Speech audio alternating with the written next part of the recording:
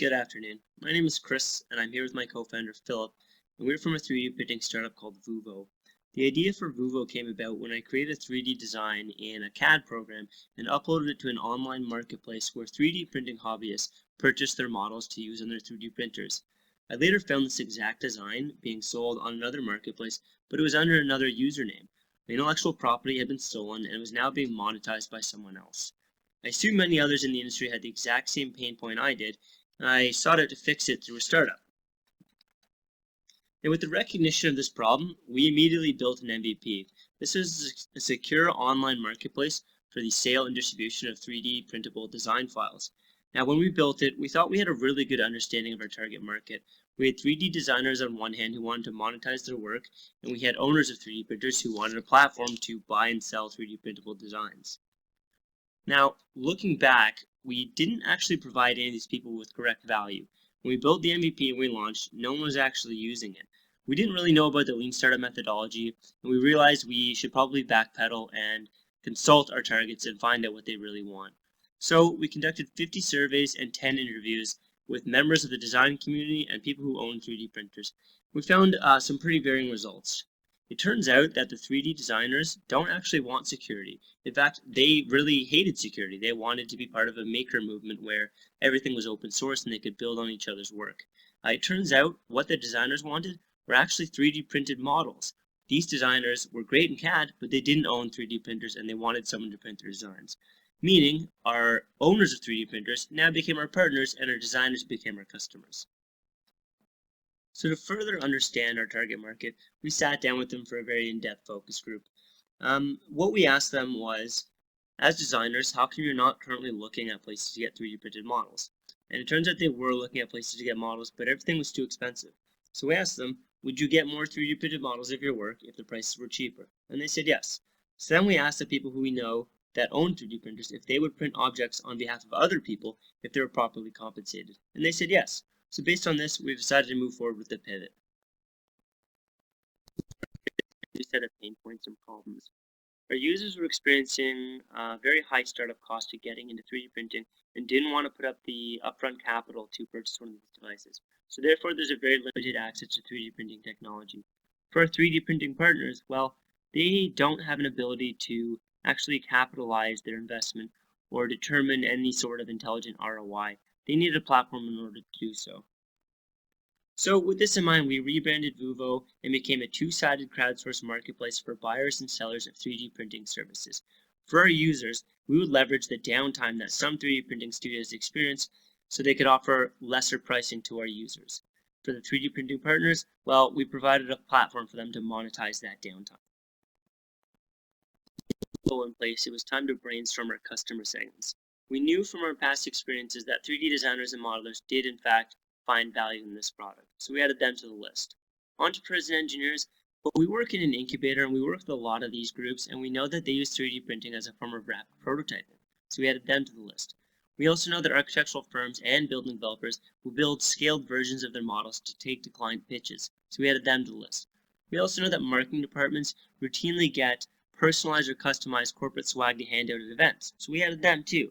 But to get a better understanding of who our customers might be, we spent a field day at the Ryerson University Fabrication Lab, which has 3D printers that the students can use. So we got a better feel for the use cases, and we found that interior designers were actually coming in to use these 3D printers the most, so we added them to the list. But next came that pinnacle point where we needed to see, can we really provide these people with enough value where they'll actually pay for a service? So we looked. We knew that designers and modelers wanted it, so yes, they've been validated. For entrepreneurs and engineers, well, we interviewed 12 of them. We found that 9 of them had explored 3D printing as a viable option for rapid prototyping. 3 of them found it to be too expensive and didn't opt to do it. They went with over-the-counter products or CNC machines. For the ones that didn't use it, they said they would definitely use a platform that crowdsourced the multiple lower quotes. For architectural firms, well, our assumptions were wrong. We did interviews and it turns out they want to build the models by hand because it helps them with the structural integrity of the building and it helps them understand design. Okay, that's fine. Marketing departments, again, we were wrong. We had 5 conversations, and it turns out they have magazines upon magazines that they can pick custom corporate swag from. No problem. Interior designers, well, we went to the classroom and we asked them, would you use a service that got you lower quotes for your 3D printing? And they said, no, we only use a fabrication lab because it's right on campus and it's convenient. That's fine. We now have two very valuable customer segments that we know we're able to provide value to. With our target market established, we needed a platform for them to purchase 3D models in. Unfortunately, to build a full-fledged online marketplace is extremely expensive. We got two quotes from professional development agencies. One was $15,000 and the other one was an overwhelming $25,000. To remain lean, we built our MVP on WordPress with a combination of different plugins. The main WordPress theme was free, but to create an auction platform where users could bid would require a ton of development time. Fortunately for us, we found a WordPress auction theme. We had our development team reverse it so it could facilitate both lower and higher bidding. This cost came up to $119 plus $12 for the domain and some hosting charges. With an MVP nearly finished, it was now time to determine our revenue model. We looked at several companies in our space to determine what they did, and they all took a commission on every transaction. Just to be sure, we also did a survey of 50 people. The results were that 28 people said 10%, 9 people said they would be willing to pay 20% commission, and 11 people said 15%. Our key partners are our 3D printing shops. Now, we assumed they wanted to make money in their downtime, but we didn't know for sure. So we called them and we interviewed them. For professional printing studios, we called 50. 18 were interested in the launch. 10 said they'd sign up if the jobs we got them were high value and they could make good money on them. 12 flat out said they weren't interested. Okay, great. So then we talked to our individual 3D printers. We interviewed them. We found out that whether or not they wanted to print for other people depended on their level of experience. Newbies didn't want to print for other people because they didn't understand the process. Advanced people thought they could make some money. This was good for us because we planned on spending money marketing to brand new owners of 3D printers. Now we can save that money. Our key activity is primarily going to be onboarding new print shops to meet customer demand and keep abreast of new technologies in the industry. For key resources, our main key resource is going to be managing our data derived from our print shops. We also need a functional website, a hosting provider that has 0% downtime, and last but not least, a network of 3D printing studios, which we cannot live without.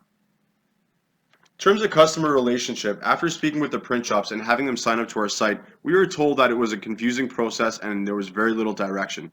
So to fix this problem, we installed a service called WalkMe to act as a digital concierge to our platform. WalkMe shows the exact steps to making a transaction in real time. We also chose to offer live support through chat messaging so our customers could ping us at any point if they had a question.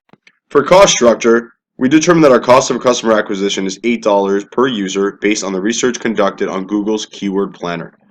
In terms of our transaction fees, we need to ensure that we make at least 31 cents per transaction to cover our transaction costs. Our 10% commission that we discussed earlier will do the job.